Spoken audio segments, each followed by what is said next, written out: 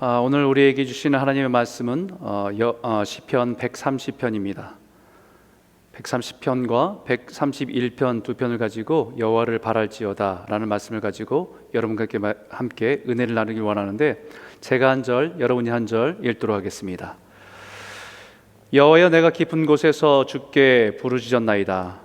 주여, 내 소리를 들으시며 나의 부르짖는 소리에 귀를 기울이소서. 여호와여, 주께서 죄악을 지켜보실진대 주여 누가 서리이까. 그러나 사교하심이 주께 있으면 주를 경외하게 하심이나이다. 나 곧 내 영혼은 여호와를 기다리며 나는 주의 말씀을 바라는도다. 파수꾼이 아침을 기다림보다 내 영혼이 주를 더 기다리나니 참으로 파수꾼이 아침을 기다림보다 더하도다. 이스라엘아, 여호와를 바랄지어다. 여호와께서는 인자하심과 풍성한 속량이 있음이라. 그가 이스라엘을 그의 모든 죄악에서 속량하시도다. 131편 1절입니다. 여호와여, 내 마음이 교만하지 아니하고 내 눈이 오만하지 아니하오며 내가 큰 일과 감당하지 못할 놀라운 일을 하려고 힘쓰지 아니하나이다. 실로 내가 내 영혼으로 고요하고 평온하게 하기를 젖된 아기가 그의 어머니 품에 있음 같게 하였나니 내 영혼이 젖된 아이와 같도다. 같이 읽겠습니다. 이스라엘아, 지금부터 영원까지 여호와를 바랄지어다. 아멘. 사람들이 살아가면서 만나는 모든 관계에는 기대가 있습니다. 결혼한 커플들도 서로에 대한 기대가 있지요. 남편은 아내에 대한 기대가 있고 아내는 남편에 대한 기대가 있습니다. 뿐만 아니라 부모는 자녀에 대한 기대가 있고 자녀들도 부모에 대한 기대가 있습니다. 가정뿐만 아니라 사회에서도 만나는 모든 만남에도 우리는 기대를 가지고 살아갑니다. 심지어는 우리 자기 자신에 대한 기대가 있죠. 그런 기대 속에서 우리는 때로는 만족도 하고 때로는 실망도 합니다. 근데 여러분, 이런 말 들어보셨죠? 기대가 크면 실망도 크다. 혹은 기대가 없으면 실망도 없다. 이런 말이 있습니다. 왜 이런 말이 있을까요? 기대가 크면 실망도 크다라는 말은 상황과 현실을 생각하지 않고 자기중심적인 기대는 반드시 실망으로 이어진다고 하는 의미가 포함되어 있을 것입니다. 기대가 없으면 실망도 없다라고 하는 말은 이미 수많은 기대를 통해서 많은 실망을 경험하고 난 이후에 상처를 가지고 말하는 것 같은 느낌이 있습니다. 여러분, 부모와 자녀의 관계를 한번 생각해 보십시오. 어릴수록 일방적인 기대를 가집니다. 젖먹이 어린아이는 부모를 생각할 때마다 자신의 필요, 배고프면 젖을 주고 또 불편한 것을 해결해 주는 그런 존재로 기대합니다. 조금 더 자라게 돼서 10대가 되고 청년이 되면 자신을 이해해주고 지지해주고 언제나 기댈 수 있는 존재로 부모를 기대합니다. 그런데요, 나이가 들고 성숙해지고 나면 부모님에 대한 기대가 다만 건강하게 곁에 계셔주는 것만으로 그것만 기대합니다. 사람이 성숙할수록 자신의 필요에 대한 기대에서 관계에 대한 기대로 바뀐다는 것입니다.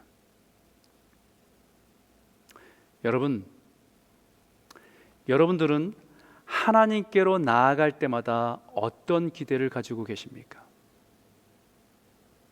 오늘 예배하는 자리에 나아가면서 하나님에 대해서 어떤 바람과 기대를 가지고 있으십니까?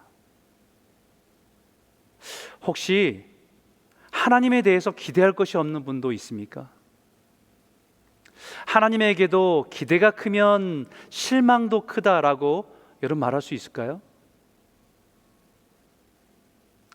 하나님은요, 우리를 실망시키는 분이 아닙니다. 절대. 그런데 그럴 수 있습니다. 언제요? 하나님께서 우리를 향한 바람과 기대는 관심이 없고 자신의 필요에 대한 기대만 클 때 어느 순간에는 실망이 클 수도 있습니다. 혹시 이제는 기대가 없으면 실망도 없다는 생각으로 하나님 앞에 나아갈 때 아무런 기대도 하지 않고 있습니까? 그렇다면 이것은 굉장히 심각한 신앙의 위기입니다. 하나님과 관계가 깨어진 것은 아닌지 돌아보셔야 됩니다. 우리의 신앙은 하나님을 기대하고 하나님을 바라보는 것입니다. 오늘 시편 130편의 기자는 하나님을 간절히 바라고 기다린다고 고백하고 있습니다. 우리 한번 이 말씀을 한번 같이 한번 읽어볼까요? 함께 읽겠습니다. 여호와여, 내가 깊은 곳에서 주께 부르짖었나이다.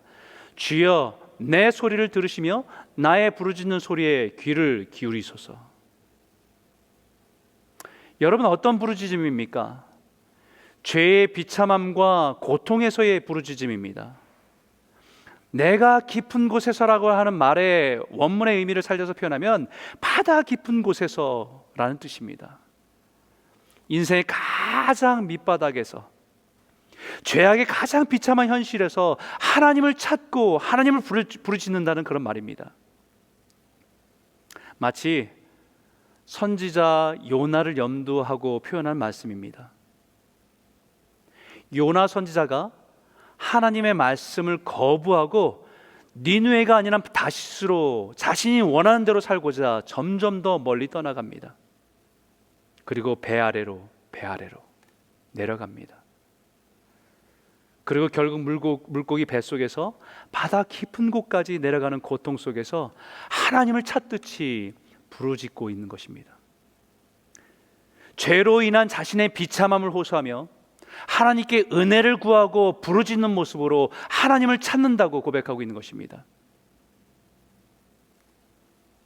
여러분,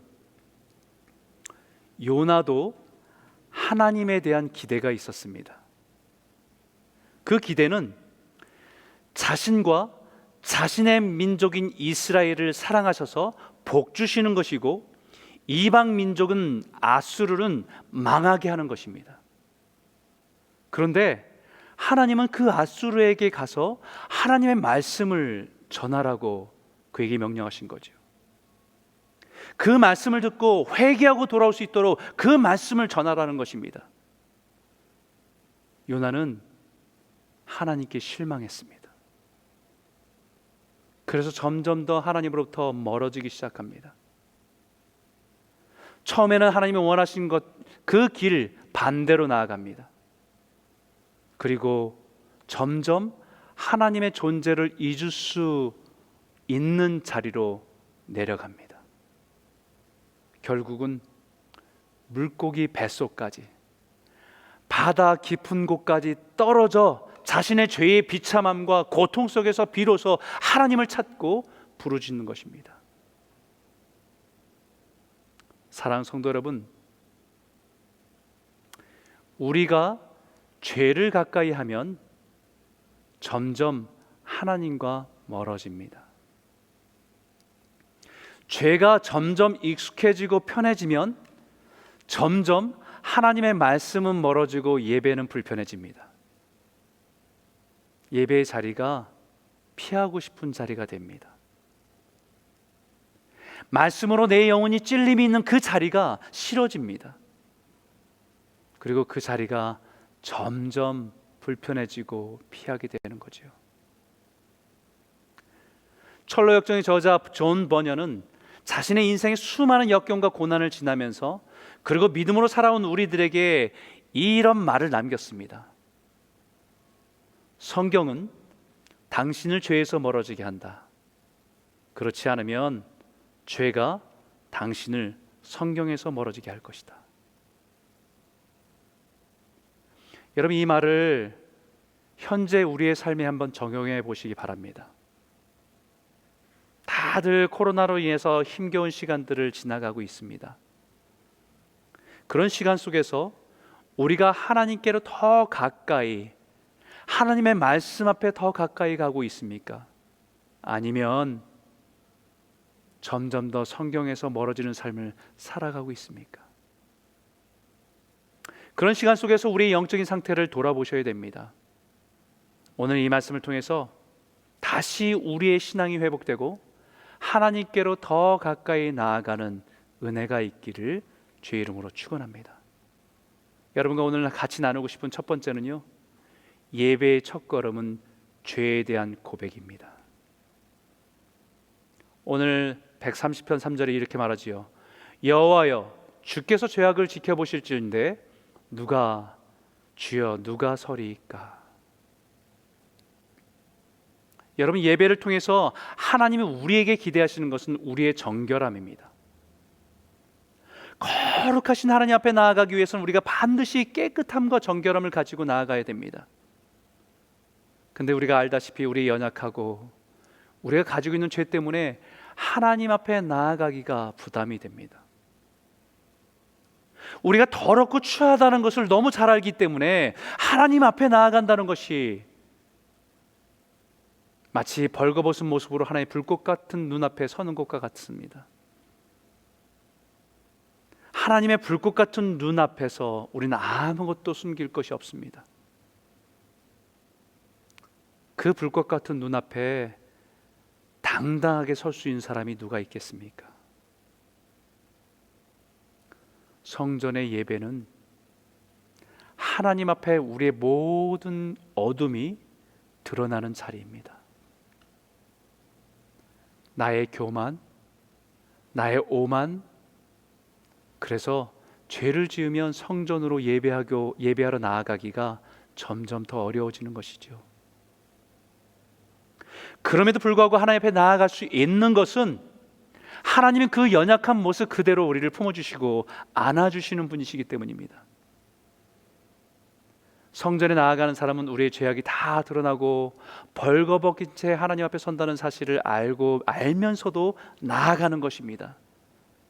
왜냐하면 하나님은 우리의 죄를 보고 우리를 죽이고 깨뜨리기 위함이 아니라 치료하시고 살리시기 위함이라는 사실을 알기 때문에 성전을 향해서 주 앞에 나아가는 것입니다.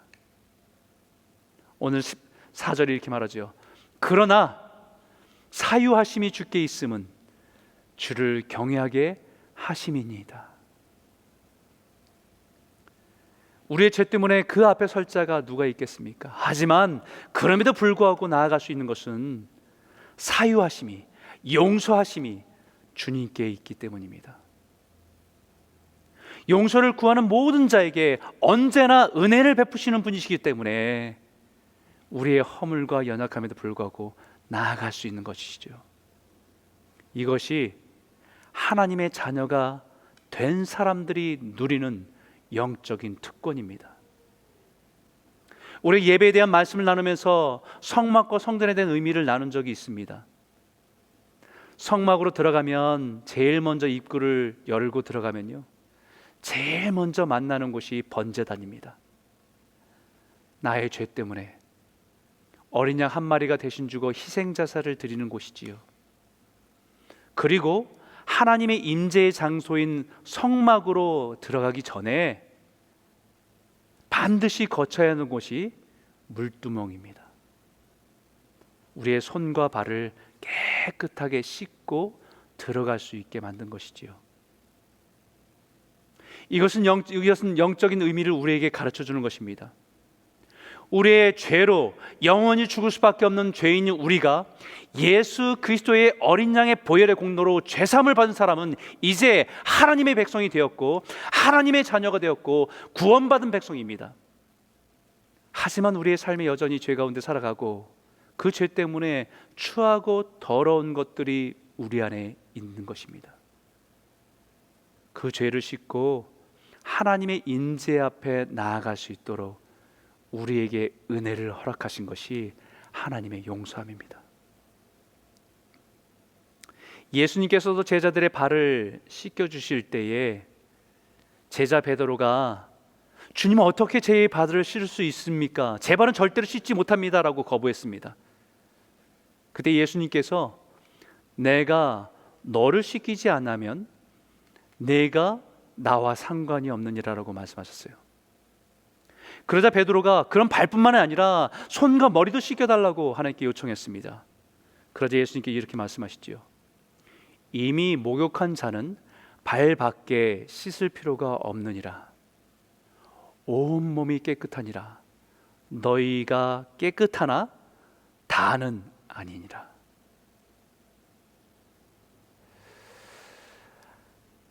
예수 그리스도의 은혜로 하나님의 백성이 된 사람은 목욕한 사람이 온몸을 씻음을 받은 사람입니다.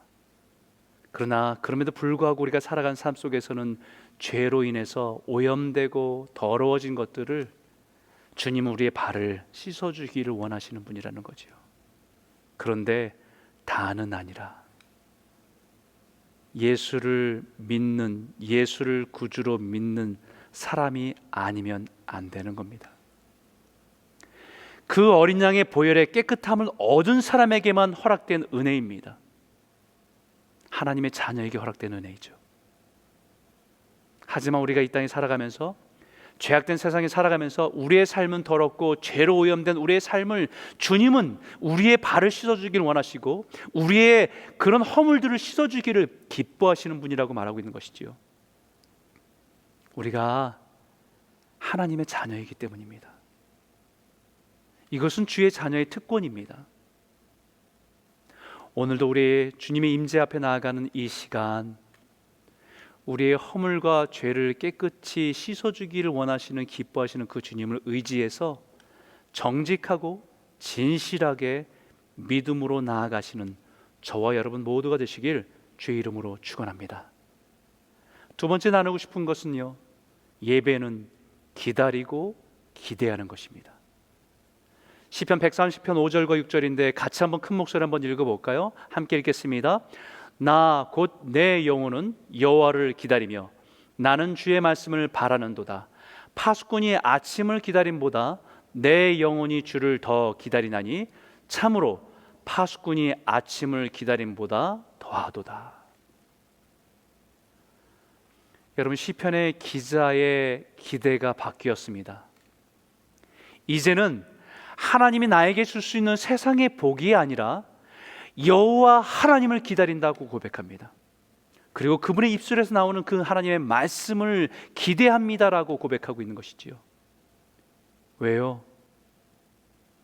이제는 하나님에 대한 기대가 나의 필요에서 하나님과의 관계로 나아가고 있다는 것입니다. 그 간절함이 파수꾼의 아침을 기다리는 것보다 더하다고 고백합니다.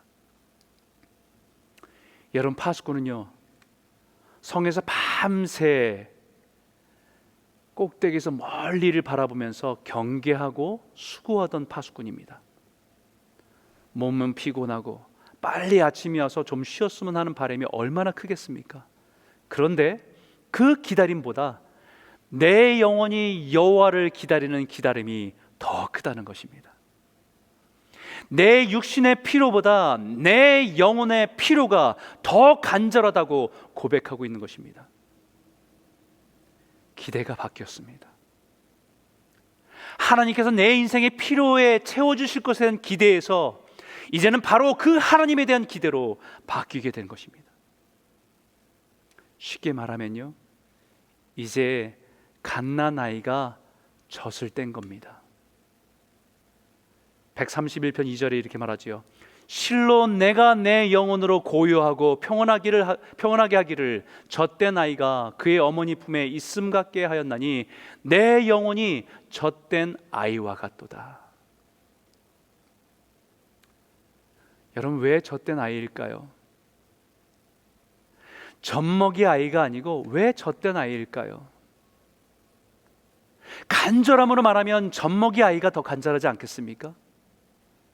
배고프면 잉잉대면서 울면 엄마는 그것을 와서 젖을 먹여주고 불편한 것을 해결해주고, 그 간절함을 표현한다고 한다면 젖먹이 아이가 더 간절할 겁니다. 근데 왜 시편 기자는 내 영혼이 마치 젖된 아이와 같다고 표현합니까? 무슨 말씀을 하고 싶은 거냐면, 이제는 나에게 필요한 것은 어머니가 나에게 공급해 주시는 젖이 아니라 바로 그 어머니에 대한 그 관계에 대한 만족이 있다는 것입니다. 이제는 내 육신의 만족을, 육신의 목마름을 만족시켜줄 어머니의 젖이 아니라 어머니의 품입니다. 여기서 젖이라고 표현된 것은요, 내 인생을 만족해 하고 바라고 누리고 싶던 것들이에요. 그래서 하나님에 대한 기대가 바뀐 사람이 이렇게 고백합니다. 여호와여, 내 마음이 교만하지 아니하고 내 눈이 오만하지 아니하며 내가 큰 일과 감당하지 못할 놀라운 일을 하려고 힘쓰지 아니하나이다. 마음이 교만하지 아니하고 오만하지 아니하며 내가 큰 일, 내가 감당하지 못할 놀라운 일을 하려고 힘쓰지 않겠습니다. 왜 이렇게 말합니까? 하나님이 아닌 내 육신의 만족을 위해서 살아가는 삶을 위해 더 이상 힘쓰지 않겠다는 거예요. 더 크고 더 대단하고 더 놀라운 일을 해서 사람들이 막 부러워하고 우러러보게 하게 하고 그런 마음이 더 커져가면 커져갈수록 욕심은 커져가는데 결국 그것이 교만이었고 그 교만이 결국은 오만한 자리에 앉게 되는 것, 그것이 죄였다는 것을 깨닫게 되고 이제는 그것에 힘쓰지 않겠다고 고백하는 거지요. 그러나 이제는 내가 갈망하고 기다리는 것은 오직 하나님, 내 영혼이 여호와를 기다리고 바랍니다. 이것이 신앙의 성숙입니다. 육적으로도 젖먹이가 젖을 떼고 어머니의 품을 더 그리워하는 것이 성숙인 것처럼 영적으로도 육신의 필요를 채우고 만족하는 것에서 하나님의 인격적인 관계 속에 교제와 만남과 그 위로와 은혜를 누리는 자리에 나아가는 것이 영적인 성숙이기 때문입니다.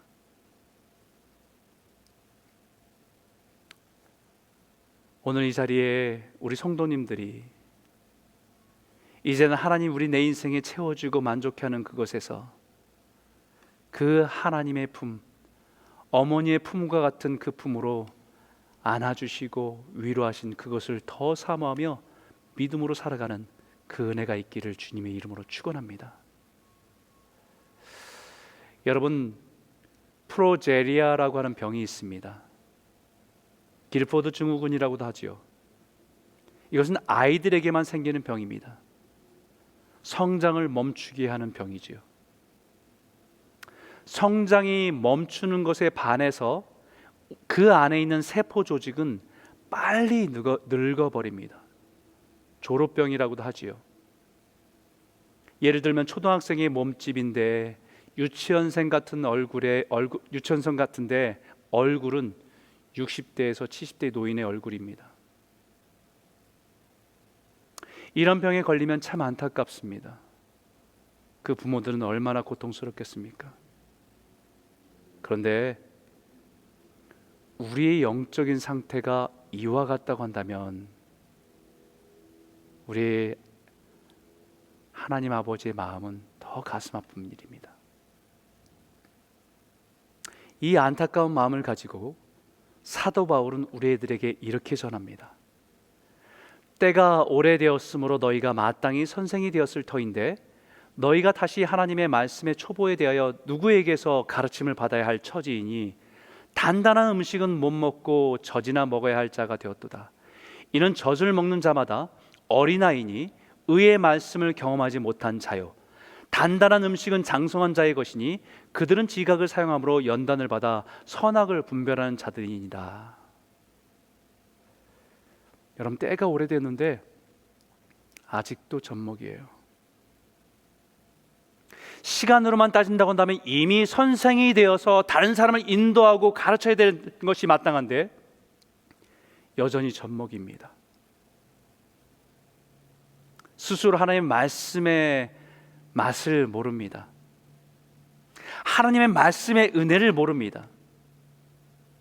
어쩌면 이것은 영적인 프로제리아 병에 걸려 있는지도 모릅니다.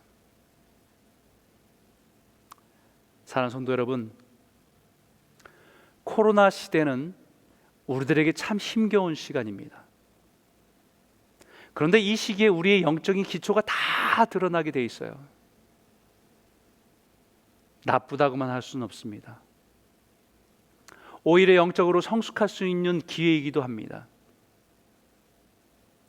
얼마 전에 제가 아는 분을 만났는데 그분은 오히려 코로나로 인해서 더 성경을 많이 읽게 돼서 묵상할 수 있는 시간이 주어짐에 대해서 너무 감사한 시간을 보내고 있다고 고백했어요.